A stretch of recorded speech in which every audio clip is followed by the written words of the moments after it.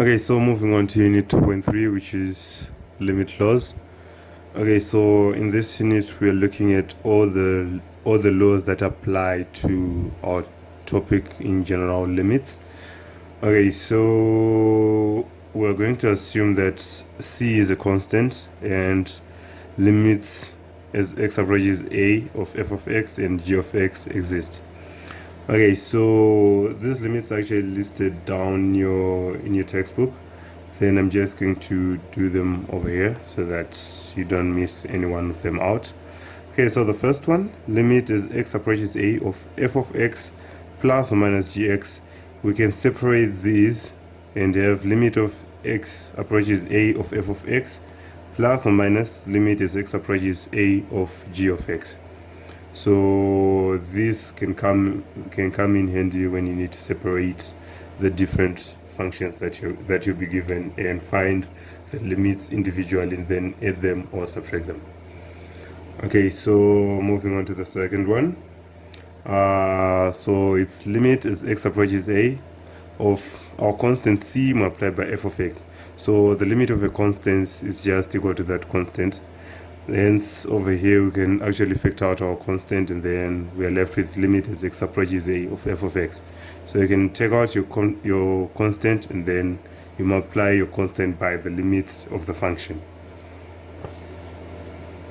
Okay, we also have the limit as x approaches a of f of x times g of x, and that will just give us limit x approaches a of f of x times limit x approaches a of g of x. So instead of finding the whole general limit, we can find the individual limits and then just multiply them together, and then that product will be the limit that we'll be looking for. Okay, the next one. So it says limit as x approaches a of f of x over g of x. We can as well separate them such that we have limit as x goes to a of f of x over the limit of the limit is x goes to a of g of x, and this is only applicable if the limit of g of x is not equal to 0, because once our limit of g of x is equal to 0, then we have a number over 0 which is undefined. Okay, the next one is number 5. So it's the limit as x approaches a of f of x to the power of n. So with this particular one, you can actually bring in your limit inside the power such that the thing that you're actually giving the power to is the whole limit. So the limit of the function over here will be raised to the power of n, and n is a positive integer. So just take note of that your n is to be a positive integer. Okay, so as I had said before, the limit as x approaches a of a constant is equal to the constant. So that is the limit law. So please take note of that. And limit as x approaches a of x.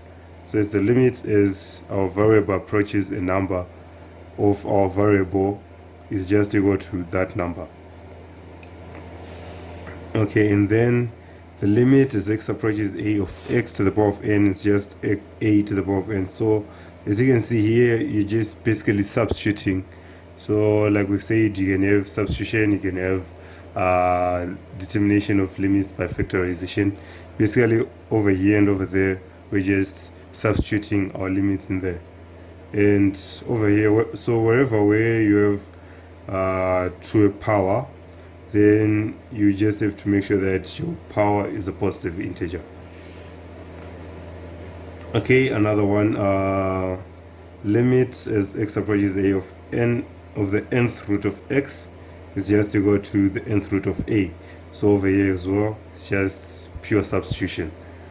And this is possible if your n is a positive integer. So this can be written as x to the power of 1 over n. So as we said, wherever you have a power, make sure that the n is an integer. Okay, so if your n is even now, you can also assume that our a is greater than 0. So our a over here is to be greater than 0. Okay, the last law states limit as x approaches a of the nth root of f of x will be equal to the nth root. You can actually bring the limit inside the square, the nth root, such that you have the nth root of the limit of f of x as x approaches a, where obviously n is an integer. And if n is even, assume that our limit, so whatever is under the square root, the nth root sign, is greater than 0. So that is the same situation as over here. What is under the nth root is our a, so assume a is greater than 0. Over here, what is under the nth root is limit of f of x is x approaches a, so assume that is also greater than 0, only if n is even. Okay, so there's this basic theorem. It says that if we know that limit as x approaches a of f of x is equal to L, this basically implies that limit as x approaches a from the negative of f of x is equal to the limit as x approaches a from the positive, and that will be given by L. So over here, so this, if this is true, then that is also true. If this is true, then that is true. So that is why we have this sign over here. It implies that whatever is true this side is also true that side. Okay, so an example of our theorem. So it says limit as x approaches 0 of the modulus of x over x. So if you use basic substitution, then you're going to have 0 over 0, which is indeterminate. But we do know that modulus of x is equal to x if our x is greater or equal to 0, and negative x if x is less than 0, from the definition of an absolute value. Okay, and limit as x approaches 0 from the negative. Okay, so as x approaches 0 from the negative, then we're going to have negative x. So it's going to be negative x over x, and we can just cancel out the x's, and you get negative 1. And as x approaches 0 from the positive, we have x, and hence it will be x over x, which is 1. And since the limit from the negative is not equal to the limit from the positive, then our limit at 0 does not exist, like that. Okay, another theorem.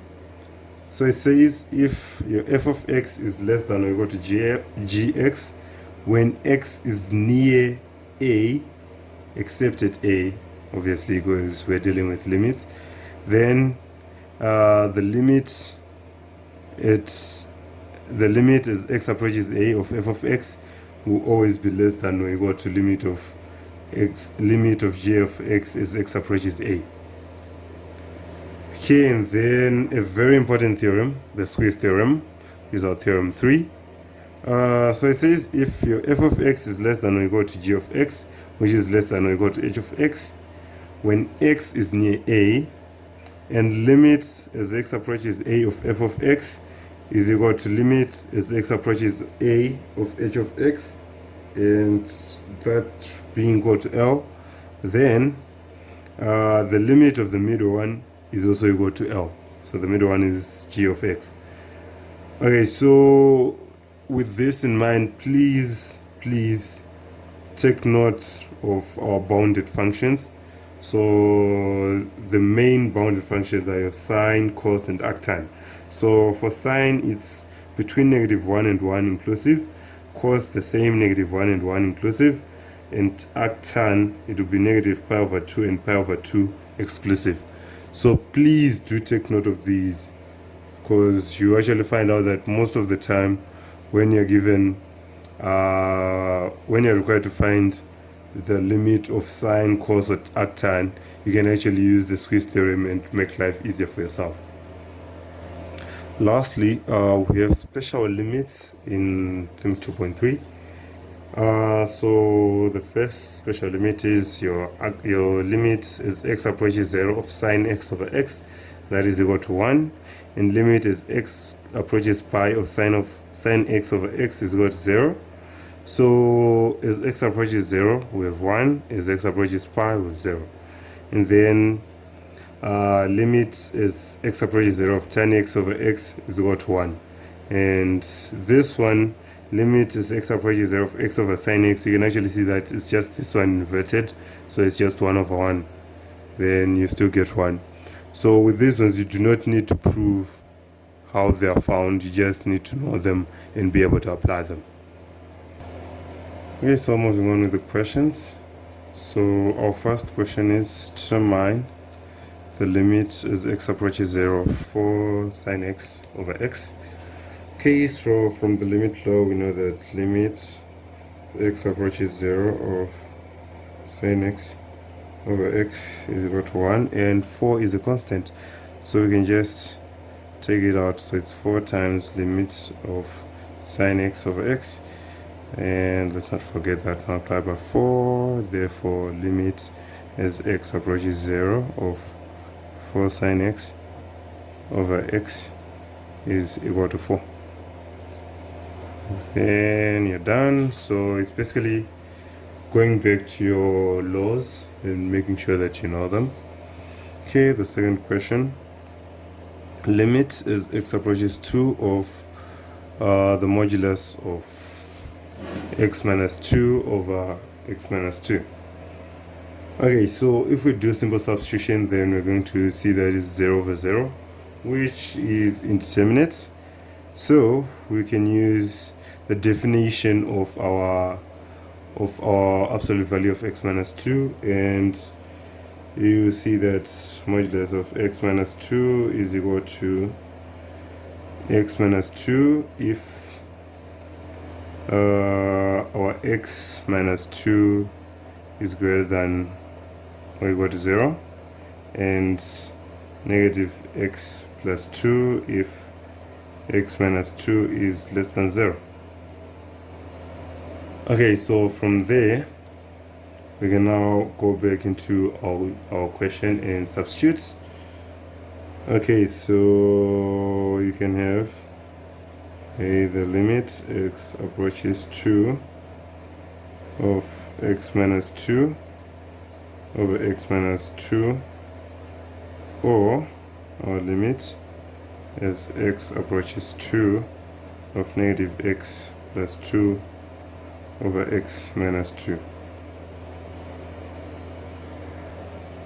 Okay, so over here you actually notice that this one is from the positive and this one is from the negative, and then you can actually see that you can factor out x minus 2 and x minus 2. Then you just be left with limit as x approaches 2 of 1, which is just equal to 1, or on the other side you have limit as x approaches 2 from the negative, and this is just minus, so it's going to be negative 1, and then actually that's equal to negative 1. And now since our limits are not equal, limit from the positive and limit from the negative, they are not equal, hence the limit as x approaches 2 of modulus of x minus 2 over x minus 2 does not exist. So please beware of how we go about everything, because when it's the modulus, then most likely you'll be required to do this, to split it into its components, and then you see if the components match up, and if they don't, then the limit does not exist. Okay, so the next question, limit is x approaches negative 1 of x minus 2 over ln 1 minus x. So we go back to our principles. We first of all have to try using direct substitution. So by direct substitution, we actually see that this becomes negative 1 minus 2 over ln of negative 1, so it's 1 minus negative 1, which just becomes negative 3 over ln 2. right? And this is a number very much possible, and that will be your limit. Okay, so the next question is limit as x approaches 0 of root 3 plus x minus root 3 over x. Okay, so with this one, if we directly substitute, then we're going to have 3 root 3 minus root 3 over 0, which is 0 over 0, which is indeterminate. So what we're going to do when you receive such a situation, you first of all have to rationalize. So here we're rationalizing our numerator. So it's root 3 plus x minus root 3 over x. Then we multiply by, so let's just not forget the limits as x approaches 0, multiplied by root of 3 plus x. So instead of having this minus, we're going to have a plus root 3. Then also put another root 3 plus x plus root 3. So basically this side we have this, our limit being multiplied by 1. So what we're going to do, so if you do the multiplication, you will be left with limit as x approaches 0 of 1 over root of x plus 3 plus root 3, like that. So this is because this and this will multiply, that and that will multiply, this and that will multiply. So basically this and this will be cancelled out by that and that, like that. You're left with 3 plus x minus 3, which leaves x, and on a denominator you already have x, so those x's will cancel, leaving you with just that. And if we do the substitution over here, you actually have 1 over root 3 plus root 3, and that is basically equal to 1 over 2 root 3 as your limit. So you just have to know how to rationalize your functions, and then after so you actually see that almost all functions which are like this, if you rationalize them, they can now give you the limit. The next question is limit as x approaches to of 3x minus 5 cos pi x plus 4 sine pi over x. So we do what we have to, we use our principles. So the first thing, just substitute. You get 3 times 2, which is 3 times 2 minus let's see, 5 cos of 2 pi. So okay, let me just write this 5 cos of 2 pi, then plus 4 sine of pi over 2. So sine of pi over 2, that is equal to 1, and then multiplied by 4, that will just give us 4, plus then cos of 2 pi is just negative, is just 1, then multiplied by negative 5, you get negative 5, and then that one is just 6. So actually get 6 minus 5 plus 4, so that's 10 minus 5, giving you a value of 5, and that is your limit. Okay, the next question, limit as x approaches 0 of x over square root of x plus 4 minus 2. Okay, so as we saw from this one, first, when we have something like this, we need to rationalize. As if you do the substitution, you get root of 4, which is 2 minus 2, giving you 0, 0 over 0, indeterminate. Okay, so let's rationalize. We have limit as x approaches 0 of x over square root of x plus 4 minus 2 multiplied by square root of x plus 4 plus 2 over square root of x plus 4 plus 2, and then this will give you limit as x approaches 0. Okay, so over here you have x plus 4 then minus 4, which means you're left with x over x multiplied by root of x plus 4 plus 2. Okay, and then that cancels out. So now you can easily substitute such that you have, okay, so by substitution you have root of 4 plus 2, which is equal to 4, but there's 2 plus 2 giving you a 4, and that would be your limit. Okay, so to emphasize on the squeeze theorem, this question, if 3x is less than or equal to f of x is less than x squared plus 2 for x between 0 and 2 inclusive, find the limit as x approaches 1 of f of x. So since we really do not know what f of x is, just going to use this 2. So we're going to find the limit as x approaches 1 of 3 of x, and limit as x approaches 1 of x squared plus 2, since it's within the range. Okay, so limit as x approaches 1 of 3x, just substitute, you get 3, and then limit as x approaches 1 of x squared plus 2. If you substitute, you get 1 squared plus 2, giving you 3. And since the limit of that is equal to the limit of that, we can now conclude by the squeeze theorem that the limit as x approaches 1 of f of x is equal to 3. So when you're writing this down, you actually write by the squeeze theorem, since this is equal to, since the limit of that is equal to the limit of that, which is equal to 3, then limit as x approaches 1 of f of x is equal to 3. So that will be the best way to write it down when you're writing down a conclusion. Okay, another question to show the squeeze theorem. Okay, let's use this one. So we said to watch out for sine, cos, and arctan. Okay, so we know that sine 1 over x is between 1 and negative 1. And then you go and add x squared, so it's x squared sine 1 over x, and then we go to, so it will be 1 times x squared, and then over here negative 1 times x squared, so that will be negative x squared. Okay, so now we actually do know the limits of these at x equal to 0.